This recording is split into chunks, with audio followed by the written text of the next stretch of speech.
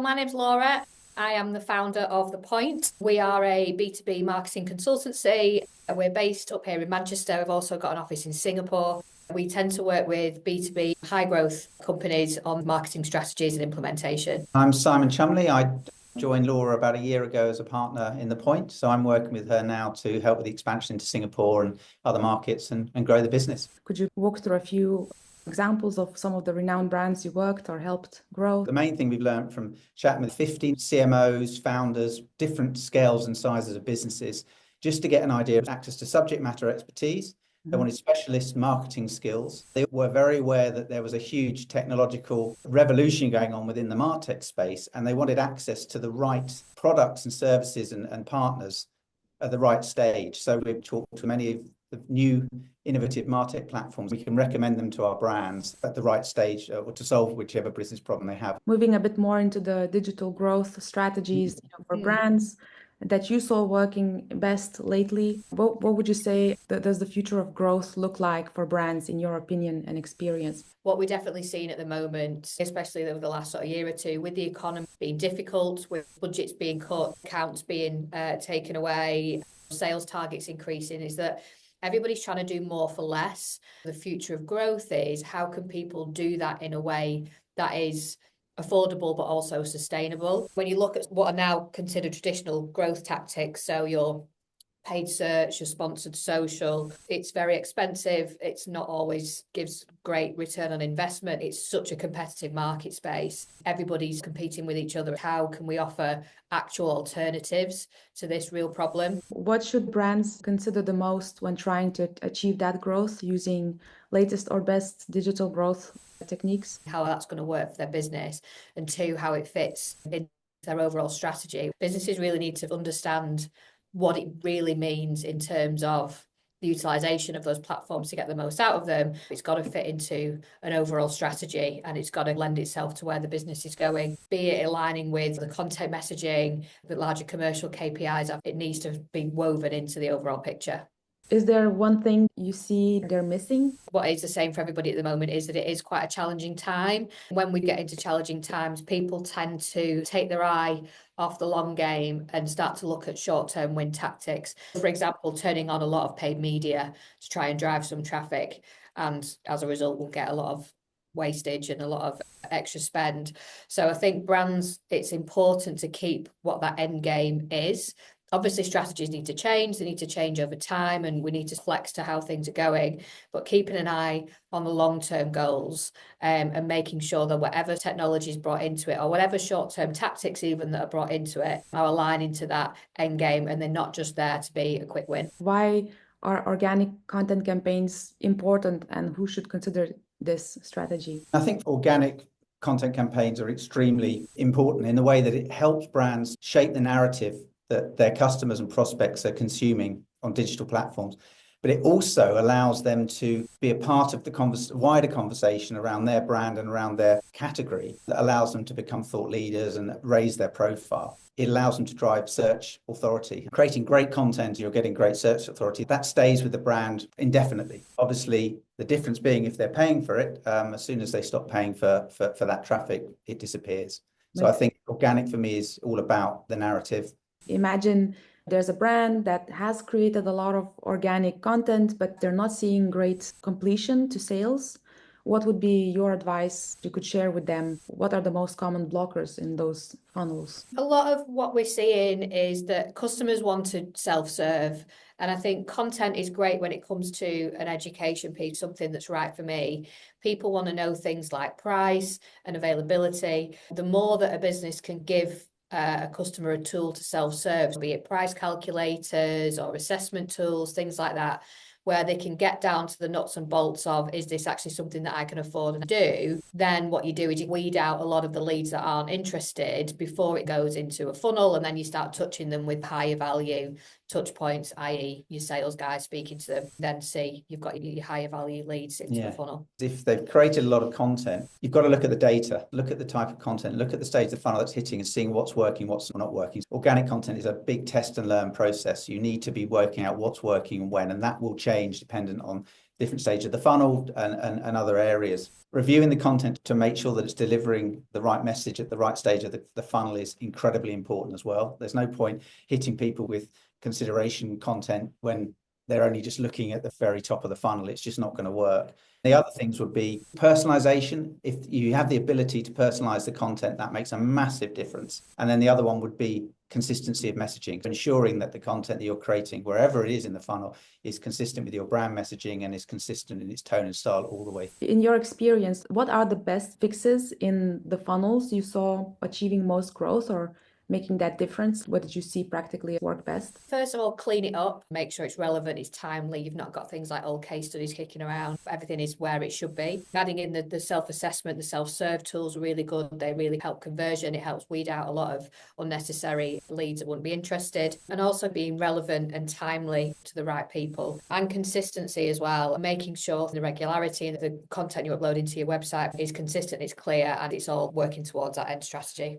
If we're talking at the top of the funnel, 70% of all the any buyer will have done into your brand will have happened before they've even spoken to you. So the ability to make sure that the right content is out there in that awareness phase is critical. A lot of brands go straight to the sale or start wanting to put out offers straight away. Building that top of the funnel is so critical to businesses. What did you see work well in digital sales funnels to complete more sales?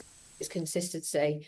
There's no point in going out and creating a load of amazing content, and then when the first phone interaction happens or the first live chat interactions is a really bad experience because the drop-off's going to be huge, or vice versa, like spending a lot on personal touch points like phones and meetings and live chat when you've got no content to preempt it. It's really about making sure that those two things match up and they're consistent. Within businesses, they sit in different departments and therefore there is inconsistency, but that kind of end-to-end needs to be looked at and make sure that it's the same positive experience all the way through. Just to add to that as well, something that we believe is a little bit of less is more. So making sure it's high quality, highly relevant, highly engageable content at each of those stages. What is the one tactic or strategy you would make every brand implement in their organic growth campaigns? Making sure it's not content for content's sake, but it's also speaking to the customer's needs. We put it through the does anyone care filter. A lot of it wouldn't pass that test. It's really got to be useful for the consumer and help them not just in their buying process but in their journey. Any sort of value you add to that person is only going to do good for your brand recall and customer experience. What are the best ways to collect more data or emails from the leads that do engage with the brand? Organic content pages, the best way to get that data? It's really got to be about offering enough value. It's got to be about a value exchange. That's what's in it for the customer. What are they going to get out of it and why would they give you the email address? But then also to think about what you're going to do with that email address and is that customer going to value from that afterwards. Very easy to buy a list or do some quick lead gen to get a load of email addresses, but if that's just redundant or no one's going to engage with it later on, then what's the point? It's a KPI that's not adding any value to your business. So I think what you guys do really well at marllm is you're attracting high intent leads. People are out there searching for a solution. We've already got them engaged. So then what do we need to give them at this stage that's actually going to add value to them? Is it a price calculator? Is it a piece of thought leadership? Is it a piece of business advice that they can use? It's giving them that value exchange, but also giving them a reason to be contacted later on. We often hear top, middle, or bottom funnel, and perhaps they don't yet understand exactly how to leverage this concept. What is that, and how would you advise brands to leverage this concept to benefit? Reasonably simple. We always look at the basic three-stage funnel of awareness, consideration, and conversion. It is making sure you've got the right content for that stage. At the first stage, educational, explainer style content that's going to get people looking and they're in their research phase. Then when you go into when they're starting to compare against competitors, it's got to be case studies, free trials, webinars, giving deeper information around why you should stand out. And then we come to the conversion phase, and it can be testimonials, reviews, more product specific content because they're really trying to make their final decision. Once you've got that in your mind as a brand, you can then start creating the right content for that stage. But then the bit that some people always forget is post-sale. trying to make sure you have post-sale content that will drive that advocacy, because we all know it's so much cheaper to keep a client than to find a new one. That idea of driving advocacy at the end of the funnel is very important as well. I think it's also to remember that funnels aren't linear. People can come in from any which way and they'll go and find whatever information is most relevant to them.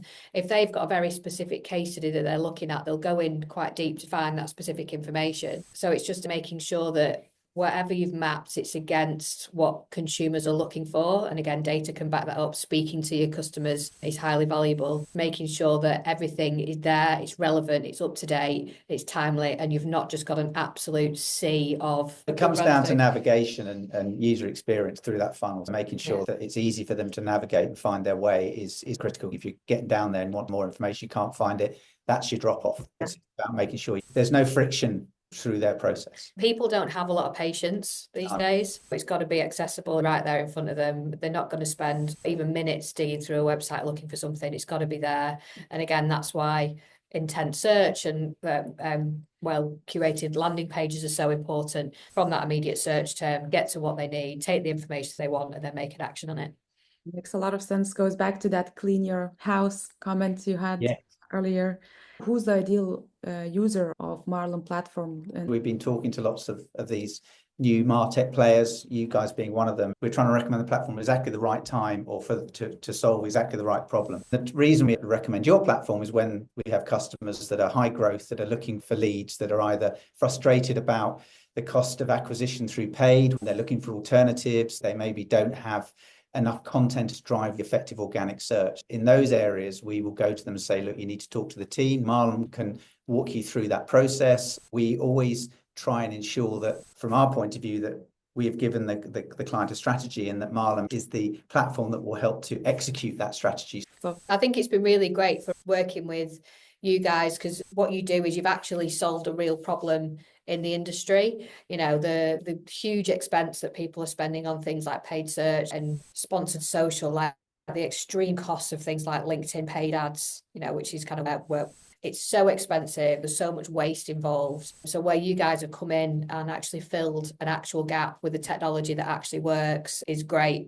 It's great for us because we can recommend something that's so solid. And I think it's great to have a sort of a partnership. It lends itself to what we do really well. And looking forward to more. Who are your ideal clients, or who should be approaching you with certain problems? I think for us, it's clients that are in a stage of high growth or in a stage of change. A lot of the clients that we work with either have gaps in their existing marketing resource or limited marketing resource. They want a grown-up to talk to about how marketing can help them. Marketing is a commercial driver for growth.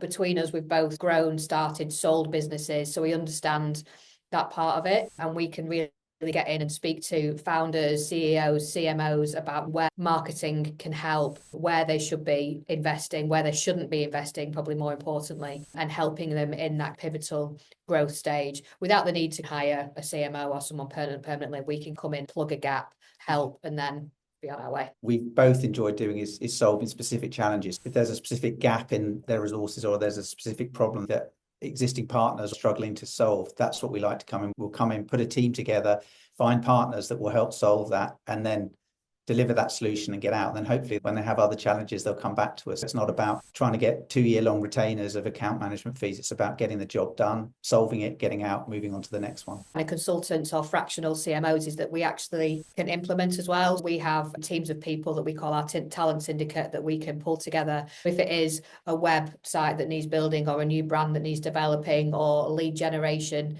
problem, which is where we'd work with the likes of yourselves, is we can assemble and bring the right team that fits the client. So it's not that we're just going in and consulting, we can consult and then execute as well.